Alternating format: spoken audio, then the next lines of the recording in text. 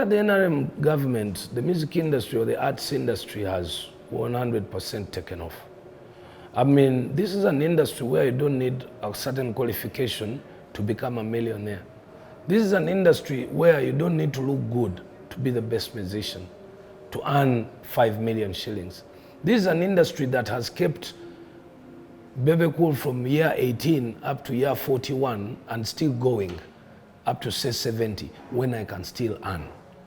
This is an industry that now employs, the arts industry now employs more than 5 million people in Uganda when you put arts together, okay?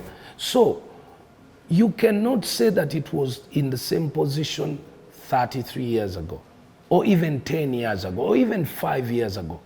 5 years ago, we were not shooting videos in California to show people how good it is.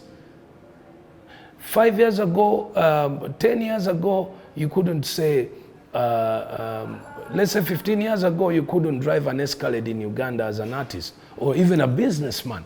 But came my brother, Honorable Kyagulanyi, driving an Escalade.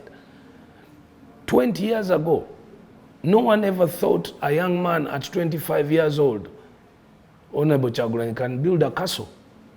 He did, in the NRM government. When I look at the biggest concerts, we used to hear about big concerts in the world. Right now they happen in Uganda. Tell me which musician has not come to Uganda. They have. Tell me how many people, if it is Shiba Karungi right now, do you know how many people benefit from Shiba Karungi's music? Thousands. Managers, music promoters, DJs, concert organizers, venue owners, ticket printers, fashion designers, shoe sellers, everyone earns from Shiba. That is so much of a plus for the NRM government. And lastly, members of parliament. From music to the parliament. This credit must be given to the NRM government, because a member of parliament earns 30 million or 40 every month for his family.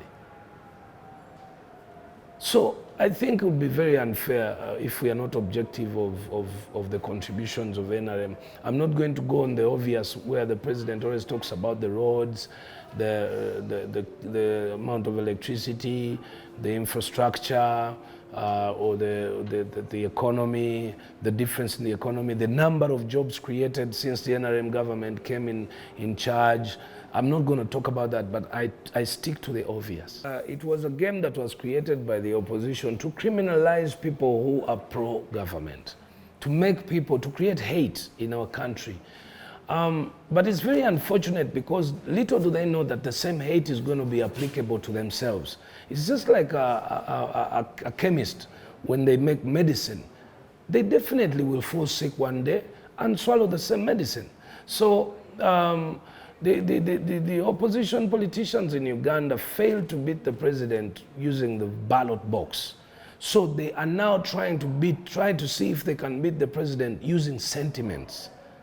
Negative sentiments, investing into negative sentiments into the people. So when it comes to the likes of me and Bobby Wine, we've been competitors. Me and Bobby Wine actually, not Honorable Kyagulanyi. We've been competitors musically for more than 15, 18 years. And you can even imagine I've been doing music for the NRM for the last 17 years. How comes the hate was not there until the previous 2 years when my colleague entered politics? So that shows you that it's within the politics that the hate has been, that tablet of people being intolerant, people having that heavy heart has been created. And I believe this is why countries like Rwanda, experience genocide. But the ones who planted the seed flew out of the country. Their families were protected. The ones in which the seed was planted, they all perished. So, to me, it is as important as this time to mention that it won't change me to even support the opposition of Uganda if the basis of support is intolerance. Because democracy then is taken off the page if you can't tolerate the other person's opinion. Because democracy is what the NRM fought for. Because freedom of expression, freedom of choice, freedom of speech, freedom of whatever is what the NRM fought for. Well, they say they're fighting for freedom.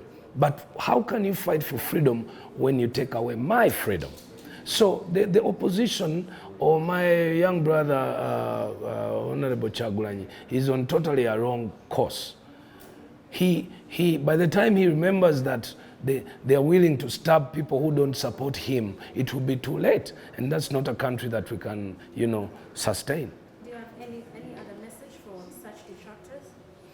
Well, basically, it's not too late. My message to the young people in Uganda, those who are, opposing the country, or using sentiments, being so abusive, selling our country negatively on social media or even wherever they go, it's not too late for you to change your mind because you're so young. We have a long time to work out things. All countries in the world have issues with young people. There are so many young people in all, big countries. US still has a problem of jobs. Britain still has a problem of jobs. Kenya does the same. Tanzania has the same. But there's a level at which they protect the integrity of their country, the image of their country. So I think I'd like to request the young people to focus more on programs of working with the government than attacking the government. Keep your vote to yourself, but work with the government. Because it's within your right to benefit from the government. But you're not going to benefit from the house. You need to work. You need to go out there and look for those opportunities that make you win what the cake is from the government. It's the government with the national budget. It's the government with the national programs. It's the government with the youth programs. So if you turn your back on them, then definitely you're going to lose out. So that's my message to the young people. Don't stay away from the programs. Don't feel cheated. Life is not about you having rights. Life is about you being applicable within the rights, you struggling within the rights to achieve what belongs to you. Opposition people can never say good things about a government. It's only automatic. So I just think the youth should look at that. Rarely will you ever find an opposition leader saying anything positive about the government. They're not talking about the dam that opened yesterday. The dam is supposed to sustain a lot of factories that will give young people jobs. Give credit to the fact that the NRM has managed to put some programs that have managed to educate those youths who are looking for jobs. Because remember, there were no jobs. There was no education. Okay? So those are things that people would not want to point out at this level. But we are bringing out a lot of students from universities, from colleges, but they don't have jobs. But at least they've acquired education and skills. So those are, you can say that's a plus for the government. When it comes to how many, now that's in context, okay? So there's always going to be good and bad to a certain level. I agree with a lot now that there's a lot of youth, unemployment in the country and stuff like that. But there was no way NRM government would have prepared employment before preparing education. You can't employ people who are not educated into, you bring in investors, you have factories creating jobs, but then the people are not educated for those jobs. It would have been a disaster. So let's give credit to the fact that the NRM looked at least trying to educate many of them, and then once they're educated, then you embark on creating job opportunities. So for me, I can argue out that in a very, very, wide kind of scope. Though I will not fail to say that there are sections where, of course, the government has failed on the youth, okay? But there's also positive. So being objective, the best thing is to be objective on the good that has been put by the NRM, despite the fact that there's missing gaps. Look into why people are disagreeing with the NRM. Some of the people who work with the president are a bit selfish. Some of the people who work with the NRM intentionally do things to make the NRM unstable, and disliked. I think it is time we should learn how to love our country more than we love ourselves, more than the ego that we have for our ideas, our ideologies, our targets. We should put our country first before anything. In that way, we will understand how to value time, use it perfectly, explain to the young people, give them what they deserve, handle offices, work away with corruption, and the likes. So for me, as Bebe Cool, as a concerned citizen, I think that there's a blame on the people in the NRM. Let's look at it. Let's find out why, and let's work on that. Otherwise, I believe we still have our President Museveni as the better option for presidency than all the options that are being given to us. But we better clean up where mistakes are. And then for the rest of the people in the country, let's love our country. Let's be more objective. Let's not look at the coin one side. Let's not only talk about the bad things. Let's also sell Uganda positively, because we have good things. When we get money from tourism, it comes into the industry. Yes, there's corruption, but we can curb the corruption. As we've been fighting other things, we'll fight corruption. But it doesn't mean that we stop tourists and then we fight corruption. So how will you fight corruption without money? So let's love our country as Ugandans. Let's not always talk politics.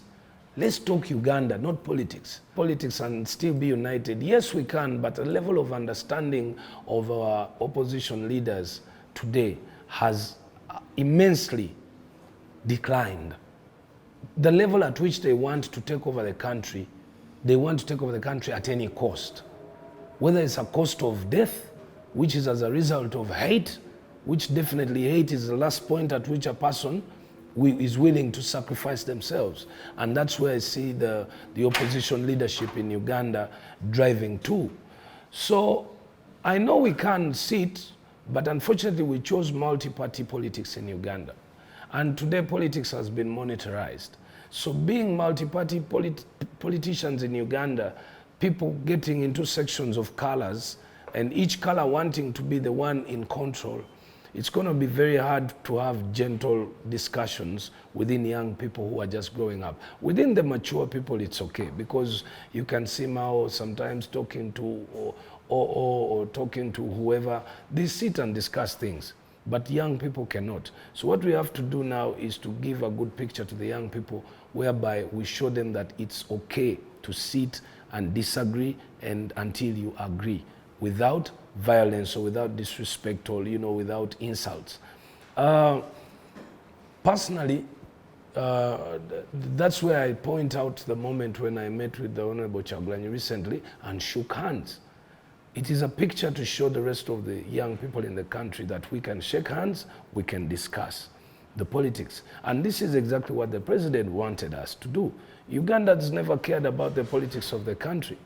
But today we all care. That means we love our country, but we must not include hate, which will drive us to disaster.